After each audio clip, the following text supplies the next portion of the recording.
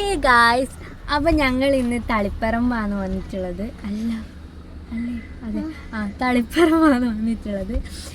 എന്തിനാന്ന് വെച്ചാൽ soup കുടിക്കാനാണ് guys വന്നിട്ടുള്ളത്. ഞങ്ങൾ ഇൻസ്റ്റയിലും യൂട്യൂബിലും ഷോർട്സും റീലും ഒക്കെ കണ്ടിട്ടുണ്ടായിരുന്നു.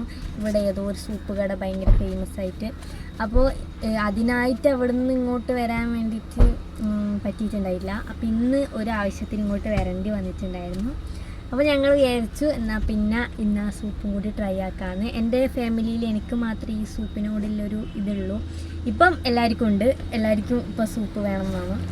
അപ്പോൾ കണ്ടാലോ. അപ്പോൾ 5 മണിക്ക് ആ സൂപ്പ് കട തുറക്കുമല്ലോ, അതുകൊണ്ട് ഞങ്ങൾ അടുത്തുള്ളൊരു കടയിൽ പോയി ചായ കുടിച്ചു. ഇതൊക്കെയാണ് കഴിച്ചിന്. അവിടെ നല്ല വെറൈറ്റി ഫുഡൊക്കെ ഉണ്ടായിരുന്നു. എനിക്ക് നമ്മളെ നോർമൽ പഴംപൊരി പരിപ്പുവട ഇതിനെക്കാട്ടിയൊക്കെ ഇതുപോലത്തെ വെറൈറ്റി ട്രൈ ചെയ്യാനാണ് കൂടുതൽ ഇഷ്ടം. എന്നിട്ട് ഞങ്ങൾ കൃത്യം 5 മണിക്ക് തന്നെ ആ സൂപ്പ് കടയിൽ എത്തി. ഇതാണ് ഞാൻ പറഞ്ഞ സൂപ്പ് കട. നിങ്ങൾ ഈ സൂപ്പ് കടേനെ പറ്റി എന്തായാലും അറിഞ്ഞിട്ടുണ്ടാവും, കാരണം റീൽസിലും ഷോർട്സിലും ഒക്കെ നല്ല വൈറലായിരുന്നു. കൃത്യം 5 മണിക്ക് തന്നെ എത്തിയോണ്ട് വേറെ ആരും ഉണ്ടായിരുന്നില്ല. ഞങ്ങൾ ആദ്യം ഒരു ബീഫ് സൂപ്പും മട്ടൻ സൂപ്പും ആയിരുന്നു പറഞ്ഞിട്ടുണ്ടായിരുന്നത്. പക്ഷേ മട്ടൻ സൂപ്പിൻ്റെ ടേസ്റ്റ് കാരണം വീണ്ടും ഒന്നും കൂടി ഓർഡർ ആക്കിയിരുന്നു.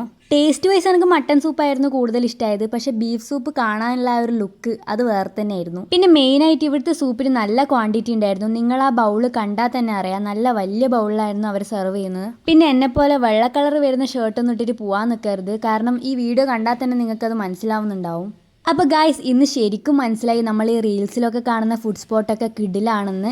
ഇനി എന്തായാലും ഇനിയും ഇതുപോലൊക്കെ ട്രൈ ചെയ്യണമെന്ന് തോന്നുന്നുണ്ട്. അത് കഴിഞ്ഞ് ഞങ്ങൾ നേരെ പോയത് ഹയാ ലൈഫ് സ്റ്റൈലിലേക്കാണ്. അമ്മയ്ക്ക് ഡ്രസ്സ് എടുക്കാനുണ്ടായിരുന്നു.